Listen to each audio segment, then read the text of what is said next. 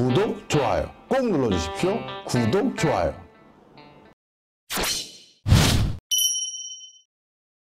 안녕하세요, 박종호입니다. 자, 오늘 선택드린 나라, 박종호TV가 가는 나라, 바로 뒤에 보이시는 두 나라가 같이 나오네요. 그 중에서 주인공은 인도입니다. 제가 박종호TV에서 인도를 또 다뤄봐야겠다라고 생각했던 이유는요, 사실 코로나19로 인한 이 경제적 어려움을 타개할 수 있는 희망, 그게 바로 인도에 달려있다. 저는 그렇게 말하는 게 절대 과언이 아니라고 생각하기 때문입니다.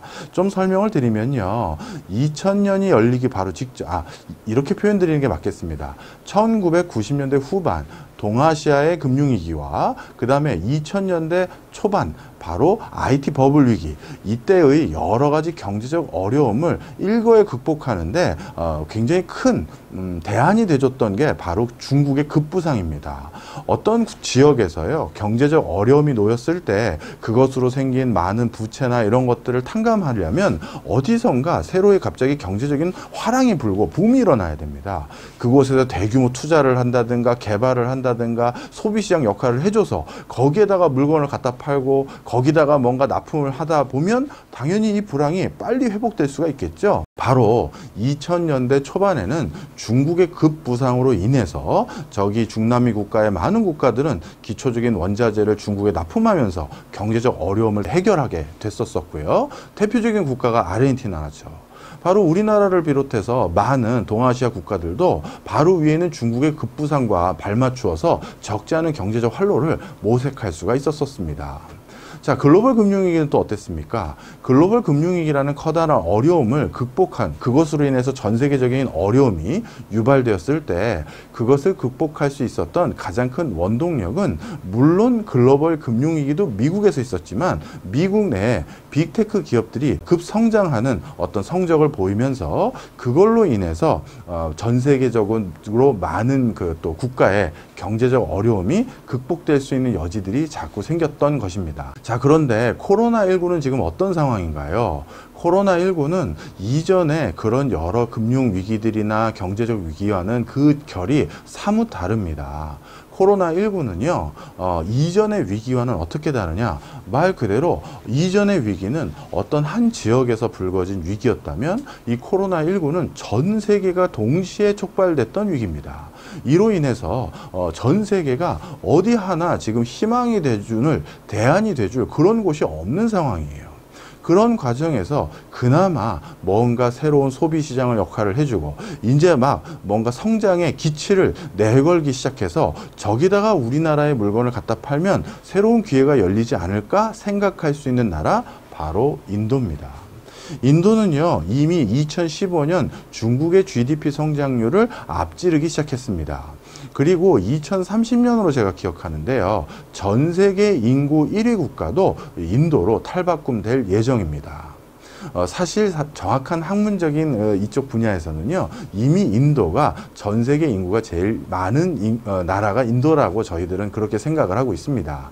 그것은 인구 센서스를 조사하는 방식이 중국과 인도가 사뭇 다르기 때문인데요. 중국은 가능하면 자신들이 전 세계에서 제일 막강한 나라라는 상징성을 유지하기 위해서 인구 계측을 약간 부풀린다라는 게 암묵적인 어떤 저희들끼리 예측되는 그런 부분입니다. 그런데 인도 같은 경우는 인구 센서스 조사하는 방식이 어떻게 되냐면요, 아버지나 어머니가 모두 확인이 되지 않는 친구는 인구 등록을 받아주지 않는 경우가 많습니다. 근데 인도 역시도 아버지나 어머니가 모두 확인되지 않는 사람이 매우 많거든요. 자, 그런 상황에서 인도는 실제 인구는 지금 13억 8천, 13억 5천 정도 된다고 알려져 있는데 그거보다 훨씬 더 많을 것이다 라고 다들 짐작하고 있는 상황입니다. 자, 그러면 이렇게 13억보다 훨씬 많은 인도 인구가 공식적으로도 2030년이면 전 세계에서 인구가 제일 많은 나라로 탈바꿈되고요. 그 다음에 인도는 인도 국민의 평균 연령이 28세입니다. 가장 어린 평균 연령을 가진 국가 중에 하나죠. 이렇게 어린 소비 집단이 많다는 것은 어린 소비 집단은 새로운 물건에 대한 호기심, 신제품에 대한 왕성한 소비 여력 이런 것들을 가지고 있거든요. 바로 이 친구들이 바로 인도에 우리가 주목하게 만드는 가장 근본적인 이유다. 이렇게 말씀드릴 수 있습니다. 따라서요, 이 인도에 특히 우리가 앞으로 코로나19로 인한 그 경제적 어려움을 극복하기 위해서 특히 인도에 관심을 둬야 된다라고 말씀드리고 싶고요. 중국은 그동안 참 우리가 중국을 참 두려워도 했고, 솔직히 말씀드리면 중국을 좀 경계도 했고, 또 중국을 나름대로 잘 활용도 해서 여기까지 또 나름대로 여러 고비를 넘겨왔던 것은 사실입니다. 그런데 앞으로는 중국과 비즈니스 하기가 더더욱 쉽지가 않을 것 같아요. 그것은 왜 그렇습니까? 바로 미국의 압박 때문이죠. 가능하면 중국산 물건을 쓰지 마라, 중국과 직접적인 교역을 할 수 있는 여러 채널들을 차단하려는 움직임, 중국에서부터 들어오는 물건들에 대해서 미국은 관세를 매기려는 움직임. 그렇다면 우리 한국의 많은 기업들 중에서는 중국에 공장을 차려놓고 중국에서 생산한 다음에 미국뿐만 아니라 전 세계에 판매하려는 그런 기조를 가지고 있었던 기업들이 많은데, 중국에서 생산했다라는 그 마크 하나만으로도 관세가 부과될 수 있다면 이제 중국과 우리의 교류 관계는 더더욱 요원해질 가능성이 많습니다. 자, 그렇다면 그동안 한국의 성장에 적지 않은 젖줄 역할을 해왔던 중국과 관계가 멀어졌을 때 우리가 새로운 파트너로 주목해야 될 대상은 당연히 인도입니다. 그럼 저에게 가끔 이런 질문을 하시는 분들도 계세요.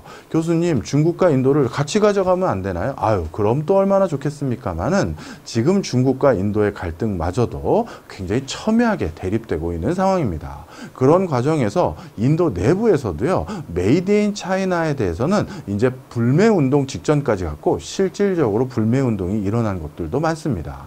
자, 그러면 인도는 이렇게 메이드 인 차이나에 대해서 경계를 하고 있는데, 우리가 중국 공장에서 생산하는 물건이라든가 중국의 부품이 탑재되어 있는 물건을 인도에 판다? 이것도 그리 녹록한 일은 아니겠죠.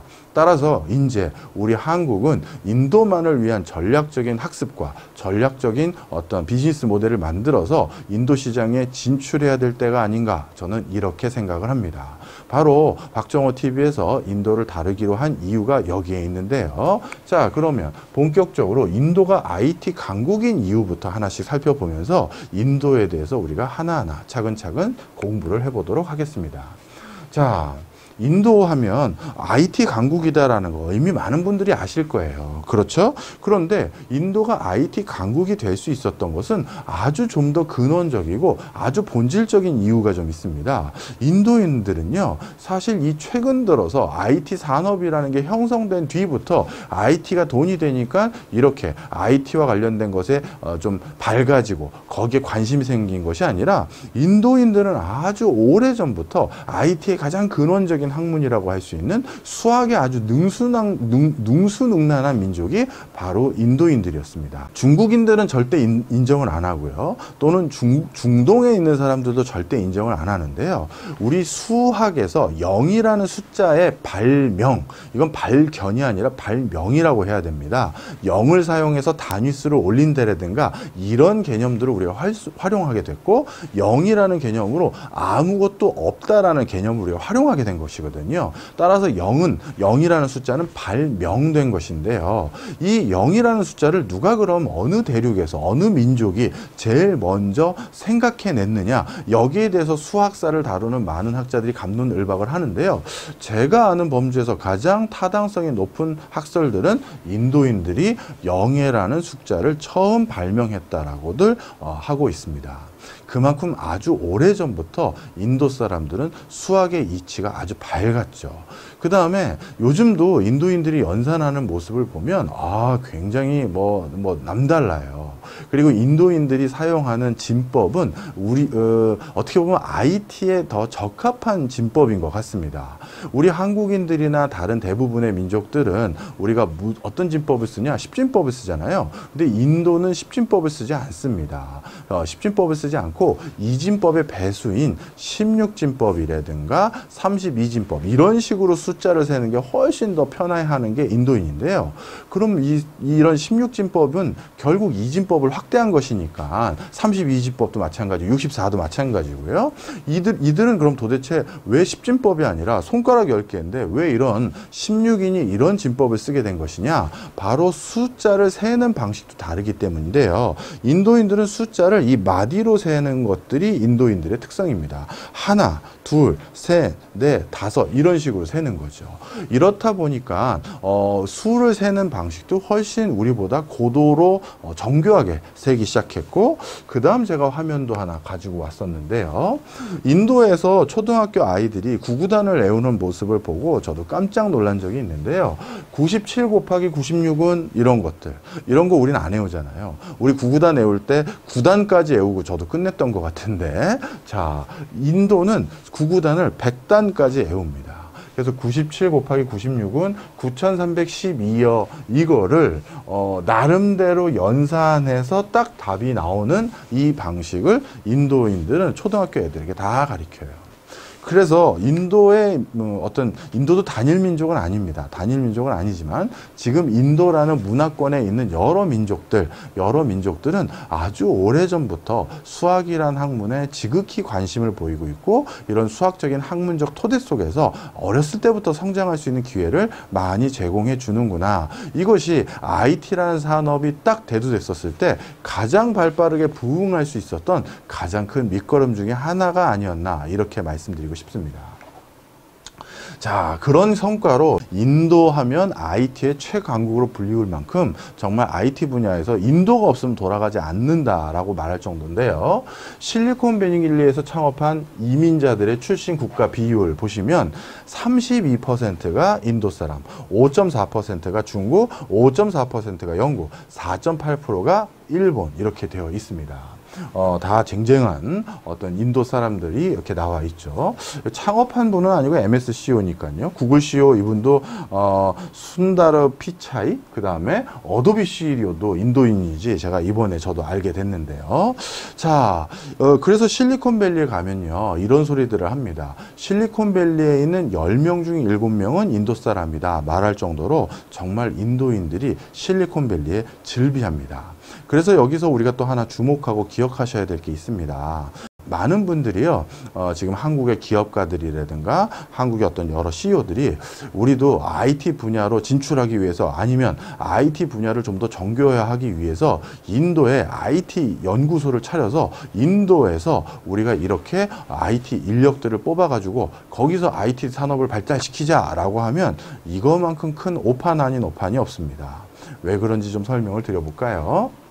사실 인도에 이렇게 많은 IT 인력들이 배출될 수 있었던 건 초등학교 때 구구단을 100단까지 외우고 영의 개념을 개발했던 오래전에 선조가 있었고, 이런 유구한 역사와 기초교육이 잘 돼 있기 때문만이 아니라 고등교육을 만들어주는 인도의 최고의 명문대학이라고 할 수 있는 IIT. 이 IIT는 전 세계의 공학 분야에서 랭킹 3위에 오를 정도로 여기 써 있네요. MIT, 그 다음에 버클리, IIT, 그 다음에 임페리얼 칼리지 영국계 4등이라고 되어 있네요. 바로 이처럼 세계적인 명문대학을 가지고 있는데요. 이 IIT를 만든 거는 네루 총리입니다. 네루 총리는 2차 세계대전이 끝나고 우리 인도가 다시는 서구 열강의 식민지로 전락하지 않기 위해서는 그 무엇보다 과학기술을 발달시켜야 된다라는 기치 아래 과학기술의 인재들을 육성하기 위한 어떤 최고의 교육기관을 만들어 보자라고 해서 미국의 MIT를 벤치마킹해서 만든 게 바로 이 IIT입니다. 자, 그래서 이 IIT는요, 한 곳에 있는 건 아니고 여러 군데 있긴 있어요. 이 IIT는 진짜 인도에서 부동의 1등인 대학이라고 볼 수 있는데요. 우리나라에서 이제 부동의 1등이라고 하면 우리는 이제 상징적으로 이제 서울대 얘기를 하지만 뭐 이공계는 카이스트도 있고 뭐 옛날에 뭐 한의대는 뭐 경희대도 있고 뭐 여러 가지가 있었지만요. 근데 인도는 이제 무조건 공부 잘하면 어디 가야 된다? IIT 가야 된다. 이렇게 생각을 합니다. 그럼 저에게 또 이런 질문들 하시는 분들이 많죠. 아니, 저 나라는 의사 되고 싶어 하지 않나요? 저 나라는 변호사 되고 싶어 하지 않나요? 흔히 사자 직업들이 더 좋을 텐데 공부 잘하는 애들이 그럼 사자 직업들 다 되는 그런 직장으로 다 빠지고 그 다음에 조금 공부 잘하는 친구들이 우리로 따지면 서울공대나 카이스트 공대 같은 데 가서 그래서 이제 뭐 엔지니어로 살아가는 삶을 살지 않나요? 이렇게 물어보시는 분들이 계신데 아닙니다. 인도는 전혀 그 순위가 달라요. 달라요. 어디부터 합격을 하냐면 이렇게 보시면 됩니다. 우리나라는요, 지금 수능을 보고 나면 전국 수능 이공계 쪽을 따졌을 때 전국 수능 1등부터 그 가장 상위권에 있는 친구들이 전국에 있는 모든 의대로 흩어지죠. 서울대 의대, 세브란스 의대, 고대 의대, 어디 의대로 다 흩어지고, 그 다음 치대도 같이 흩어지고, 한의대 일부 흩어지고 다 흩어집니다. 이렇게 다 그게 차고 난 뒤에 그 다음 어디가 들어가냐면 뭐 약대, 그 다음에 수의대, 그거와 함께 서울대 공대나 카이스트나 이런 것들이 이제 그 다음 열에 들어갑니다. 그래서 실질적으로 우리나라에서도 가장 영민하고 똑똑한 친구들이 의대 거일이 몰려있는 그런 형국이 많죠. 물론 그래서 의공학이라든가 의학 부분이 발달되면 너무 좋고요. 우리의 보건 위생이 너무 좋아지면 좀 좋을 일이지만 공학 부분에 많은 인재가 덜 간다는 것은 분명 아쉬운 일일 겁니다. 자, 그런데 인도는 그렇지가 않다라는 거예요.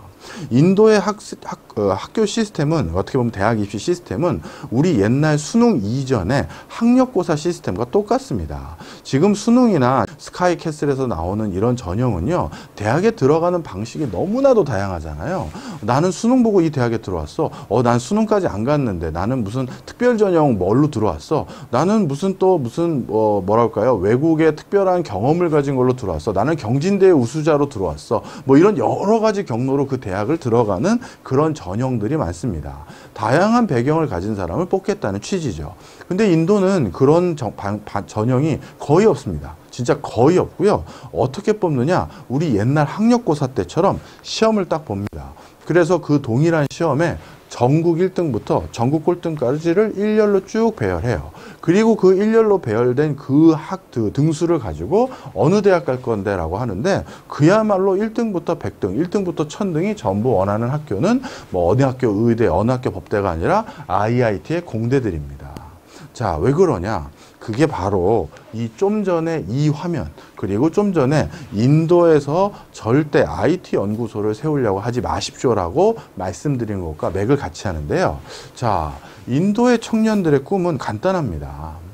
공대를 가야지만 이룰 수가 있어요. 어떤 꿈인지 설명을 드려볼까요? 인도의 국민소득은 아무리 인도가 미래지향적인 곳이라 하더라도 아직까지 1천한 1인당 국민소득을 보이고 있습니다. 제 기억으로 지금 5,000불 안 될 걸로 기억을 하는데요. 자, 이렇게 작은 국민소득을 올리는 곳에서, 거기에서 계속 생활을 한다는 건 인도가 신비롭고 종교롭고 아주 이색적인 나라이지만 역시 기본적인 정주 여건은 그렇게 썩 좋지 않은 나라 중에 하나입니다. 물도 굉장히 좀 수질이 안 좋고요. 그래서 위생 상태가 안 좋고요. 그다음에 주변에 이제 정주 여건도 그렇게 쾌적하지 않은 곳이 아직도 되게 많아요. 치안도 마찬가지고요. 자, 그런데 자신이 공부를 잘해서 만약에 의사가 되거나 변호사가 된다면 그 자신은 계속 인도에서 살면서 인도인들을 대상으로 의료행위를 하거나 인도인들을 대상으로 법률 서비스를 제공하면서 남은 평생을 살아야 됩니다. 그렇죠? 그러면 국민소득이 5,000불이 안 되는 인도에서, 5,000불 정도 되는 인도에서 계속 그 국민소득에 준하는 변호사의 월급 또는 그 국민소득에 준하는 의사의 월급을 받으면서, 그러면서 그 사회의 주류로 살아가게 되는 것이죠. 자, 그런데 만약에 의대나 법대를 선택하는 것이 아니라 IIT의 공대를 선택하게 되면 어떤 삶을 살게 되나요? 인도에서 살 필요가 없어지는 거죠. 살 이유가 없어집니다. IIT라는 전 세계에서 제일 좋은 공과대학에 그 우수한 인재를 뽑겠다고 혈안이 되어 있는 어도비, MS, 구글, 페이스북, 삼성, LG 즐비합니다. 그 수많은 사람들이 IIT 인재들 한 번만 인터뷰하고 싶어서 줄을 서 있어요. 자, 그런데 만약에 그 회사들 중에서 어느 한 곳에 자기가 스카웃돼서 그래서 채용이 된다면 그 순간 바로 어떻게 되느냐, 그 친구의 연봉은 인도의 1인당 국민소득에 준해서 책정되는 그 인도 내부에 근무했었을 때 그 연봉을 받는 것이 아니라 실리콘밸리에서 살아야 되잖아요. 그럼 미국의 연봉에 준하는 월급으로 바로 격상되게 되는 겁니다. 그리고 생활도 어디서 하게 되죠? 바로 실리콘밸리에서 하거나, 어디에 취업되면? 미국에 취업되면요.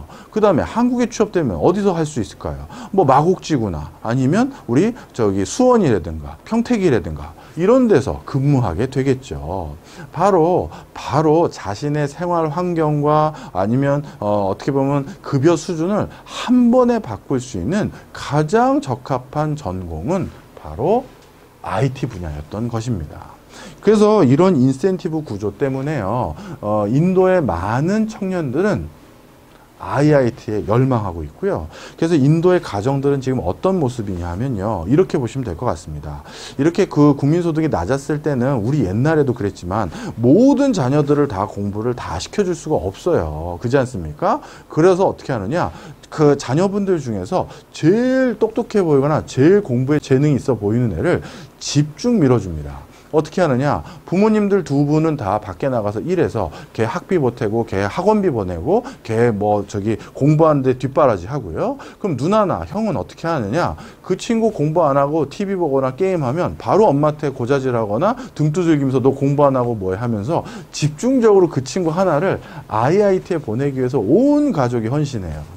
그렇게 해서 그 친구가 IIT에 가서 그래서 좋은 성적으로 졸업해서 실리콘밸리에 취업하거나 수원으로 와서 취업하거나 아니면 싱가포르 가서 취업한다? 그 순간 그 집의 가계 소득은 4~5배 바로 뛰는 거잖아요. 그래서 온 그 인도의 국민들이 자신들의 자녀에 대한 교육열이 IIT, 공대를 보내기 위한 교육열로 전부 다 투영되어 있다 해도 과언이 아닙니다. 오늘은 저희가 강의를 녹화하기 위해서 노량진에 있는 스튜디오에 와 있는데요. 인도에도 노량진 같은 곳이 있습니다. 어떤 곳이냐면요. 여기도 역시 어떤 대학에서 어떤 과를 전공하느냐가 남은 인생에서 굉장히 많은 것을 좌지우지하기 때문에 많은 친구들이 IIT를 가기 위해서 재수, 3수, 4수, 5수를 합니다. 자, 그런데 고등학교를 1년 다니다 보니까 자기의 내신 성적으로는 IIT에 가기가 너무 힘들다라고 판단을 하면 바로 자퇴합니다. 그리고 자퇴해서 어딜 가느냐? 바로 우리 한국으로 따지면 노량진 같은 이런 재수시장. 요즘은 노량진이 재수시장이라고 하긴 그렇네요. 여긴 공무원 이제 준비하는 데로 많이 바뀌었으니까요. 이거와 유사한 어떤 뭔가 수험 생활을 할 수 있는 곳으로 바로 짐 싸가지고 글로 가요. 그리고 거기에는 때로는 누나가 같이 껴서 오기도 합니다. 누나가 밥도 해주고 빨래도 해주고 공부 안 하면 잔소리도 하고 엄마한테 고차질도 해야 되니까요. 그렇게 해서 공부해서 IIT 하나 보내면 그 나머지 투자가 다 해결된다라고 보는 것이죠. 자, 그만큼 인도의 모든 국민들은 자녀를 IIT에 보내기 위한 열망이 크다. 이렇게 보시면 되겠습니다. 자, 그런데 그렇게 IIT에 보낸 그 친구들. 자, 그런데 그 친구들을 그럼 뽑기 위해서 좀 전에 말씀드린 것처럼 그러면 IT 연구소를 인도에서 차리면 되잖아요. 제가 뭐라고 말씀드렸어요? IIT에서 제일 우수한 애들은 어디서 살고 싶기 때문에 IIT를 간다고요? 인도가 아닌 다른 곳에서 살고 싶어서 그 학교를 들어갔는데 그 친구들을 꼬시기 위해서 너희 학교 근처에 내가 연구소를 세웠어 일로 와라고 하면 오겠습니까? 안 오는 거죠. 차라리 한국에 정말 좋은 어디 판교라든가 판교도 안 좋아할 수 있을까요? 모르겠습니다. 강남이라든가 어느 곳에 우리 사무실이 있고 여기 오면 우리가 탁 트이는 어떤 발코니가 있는 이런 아파트도 너에게 무상으로 렌탈을 해주고 이렇게 우리가 살 수 있는 쾌적한 환경을 줄 테니 일로 와라라고 설득하시는 게 훨씬 효과적입니다. 만약에 인도에 IT 연구소 설립하게 되면요. IIT를 졸업한 최우등한 친구들은 전부 실리콘밸리에 뺏겨버리고 오히려 거기에 들어가지 못한 남은 잔당들만 고용하게 될 가능성이 높아요. 차라리 가장 적극적인 방법은 뭐겠습니까? 우리는 인도의 최우수 정예 인력을 뽑겠다라고 마음을 먹은 어떤 회사가 있다면 아예 그 인도 친구를 뽑기 위해서 어디에다가 연구소를 차리는 게 나을까요? 실리콘밸리겠죠. 자, 이해하셨죠? 그래서 우리가 이 코로나19를 극복하는 과정에서 인도를 가장 적극적으로 활용하기 위해서 좀 더 면밀한 공부가 필요하다라는 말들은 바로 이런 것들입니다. 자, 바로 이런 인도의 사회문화적인 배경 때문에 인도는 이렇게 공과 분야가 크게 발전을 할 수가 있었었고요. 자, 그래서 인도가 이렇게 공과 분야가 크게 발전될 수 있었던 계기는 이런 거구나. 아마 이 시간에 배웠을 거고요. 저는 다음 시간에는 인도와 중국의 갈등, 이 과정에서 어떤 일들이 벌어지고 있는지를 하나하나 설명드려 보도록 하겠습니다.